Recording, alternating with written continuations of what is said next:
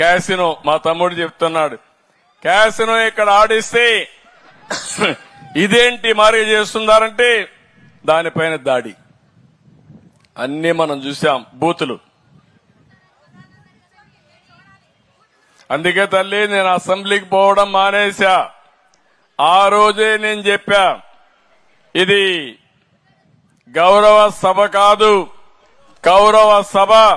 మళ్లీ క్షేత్రస్థాయిలో గెలిచి అసెంబ్లీని గౌరవ సభగా చేసి ఎంటర్ అవుతారని చెప్పాను. ఏమమ్మా ఇప్పుడు ఎక్కడన్నా బూతులు వినపడొస్తున్నాయా మీకు? క్యాసినో మా తమ్ముడు చెప్తున్నాడు. క్యాసినో ఇక్కడ ఆడిస్తే ఇదేంటి మరి చేస్తున్నారంటే దానిపైన దాడి అన్ని మనం చూసాం బూతులు.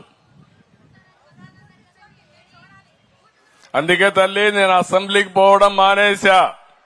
ఆ రోజే నేను చెప్పా ఇది గౌరవ సభ కాదు, కౌరవ సభ.